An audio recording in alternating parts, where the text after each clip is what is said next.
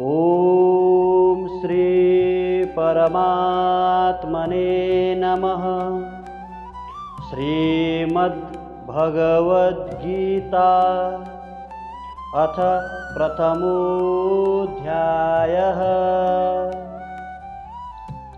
धृतराष्ट्र उवाच धर्मक्षेत्रे कुरुक्षेत्रे समवेतायुयुत्सवः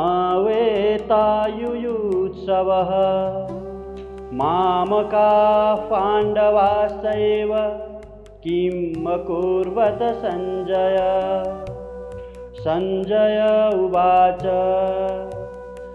दृष्ट्वा तु पाण्डवानीकं व्यूढं दुर्योधनस्तदा आचार्यम् उपसंगम्य राजा वचनमब्रवीत्। पश्यैतां पाण्डुपुत्राणाम् आचार्य महतीं चमूं व्यूढां द्रुपदपुत्रेण तव शिष्येण धीमता। अत्र शूरा महेश्वासा भीमार्जुनसमायुधि युयुधानुविराटश्च द्रुपदश्च महारथः। धृष्टकेतुश्च कीतान् काशीराजश्च वीर्यवान् पुरुजित् कुन्तिभोजश्च शैव्यश्च नरपुङ्गवः। युधामन्युश्च विक्रान्त उत्तमौजाश्च वीर्यवान् सौभद्रो द्रौपदेयाश्च सर्व एव महारथाः। अस्माकं तु विशिष्टा ये तन्निबोध द्विजोत्तम। नायका मम सैन्यस्य संज्ञार्थं तान् ब्रवीमि ते। भवान् भीष्मश्च कर्णश्च कृपश्च समितिञ्जयः अश्वत्थामा विकर्णश्च सौमदत्तिस्तथैव च। अन्ये च बहवः शूरा मदर्थे त्यक्तजीविताः नानाशस्त्रप्रहरणा सर्वे युद्धविशारदाः। अपर्याप्तं तदस्माकं बलं भीष्माभिरक्षितं पर्याप्तं त्विदमेतेषां बलं भीमाभिरक्षितम्।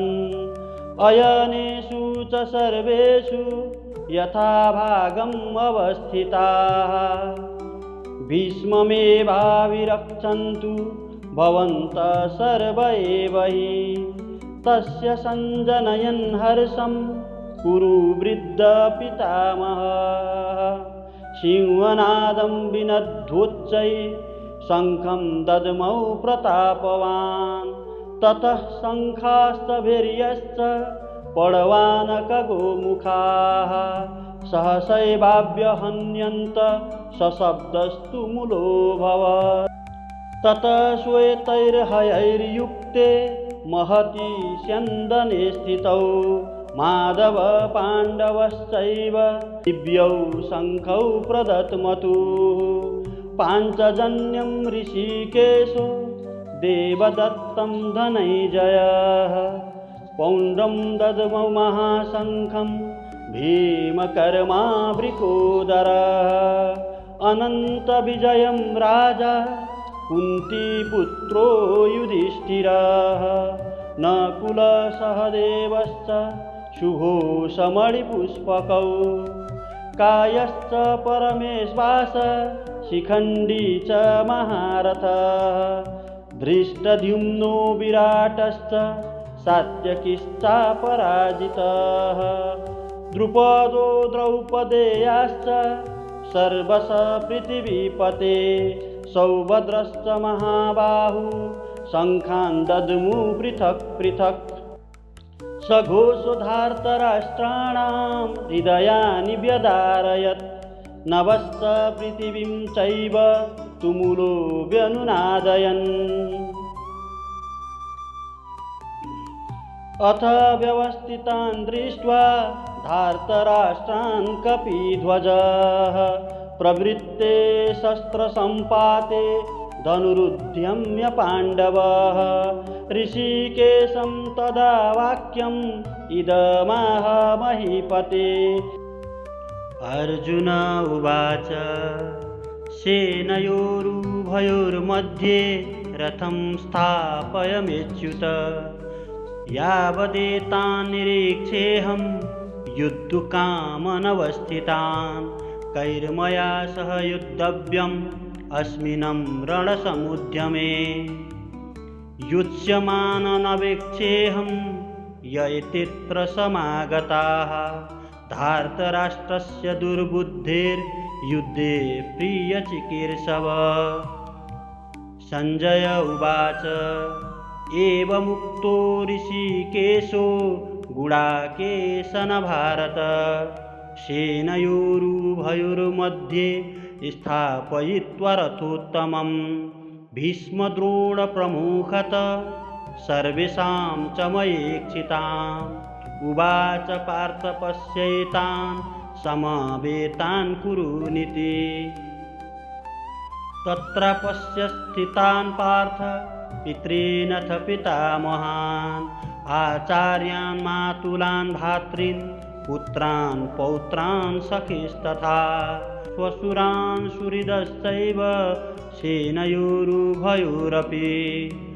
तान् समीक्ष्य स कौन्तेय सर्वान् बन्धूनवस्थितान् कृपया परयाविष्टो विषिदन्निदमब्रवीत्।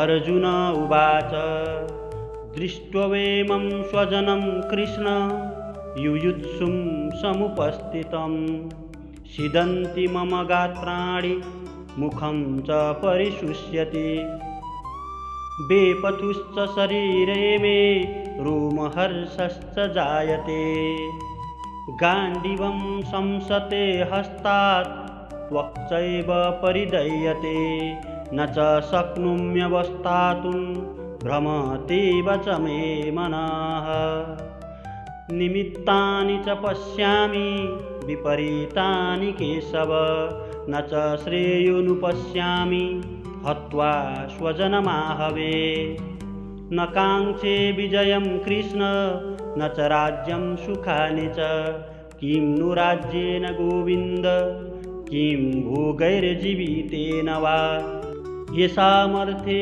काङ्क्षितं नो राज्यं भोगा सुखानि च त इमेव स्थिता युद्धे प्राणास्त्यक्त्वा धनानि च आचार्य पितर पुत्रास्तथैव च पितामहाः मातुला श्वशुरा पौत्रा श्याला सम्बन्धिनस्तथा एतान्न हन्तुमिच्छामि घ्नतोऽपि मधुसूदन अपि त्रैलोक्यराज्यस्य हेतु किं नु मयि कृते हत्य धार्तराष्ट्रान्न का प्रीतिः स्याज्जनार्दन पापमेवाश्रयेद्दस्मान् हत्वैतानाततायिन तस्मान्नार्हा वयं हन्तु धार्तराष्ट्रान् स्वबान्धवान् स्वजनं हि कथं हत्वा सुखिनः स्याम माधव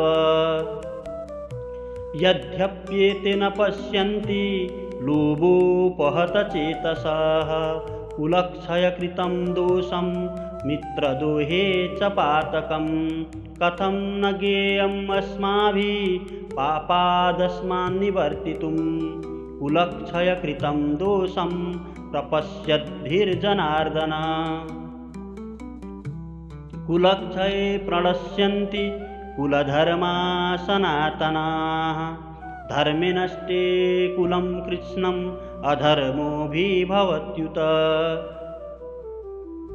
अधर्माभिभवात् कृष्ण प्रदुष्यन्ते कुलस्त्रियः स्त्रीषु दुष्टासु वार्ष्णेय जायते वर्णशङ्करः शङ्करो नरकायैव कुलघ्नानां कुलस्य च पतन्ति पितरो येषां लुप्तपिण्डोदकक्रियाः दोषैरेतैकुलघ्नानां वर्णसङ्करकारकैः उत्साद्यन्ते जातिधर्मा कुलधर्माश्च शाश्वताः। उत्सन्नकुलधर्माणां मनुष्याणां जनार्दन नरके नियतं वासु भवतीत्यनुशुश्रुम। अहो वत् महत्पापं कर्तुं व्यवसिता वयं यद्राज्यसुखलोभेन हन्तु स्वजनमुद्यताः। यदि मां प्रतीकारम् अशस्त्रं शस्त्रपाणयः धार्तराष्ट्ररणे हन्युस्तन्मे क्षेमतरं भवेत्। सञ्जय उवाच एवमुक्त्वार्जुन संख्ये रथोपस्थ उपाविशत् विसृज्य सशरं चापं शोकसंविघ्नमानसः। ॐ तत्सदिति श्रीमद्भगवद्गीतासु उपनिषत्सु ब्रह्मविद्यायां योगशास्त्रे श्रीकृष्णार्जुनसंवादे अर्जुनविषादयोगो नाम प्रथमोऽध्यायः। हरये नमः। हरये नमः। हरये नमः।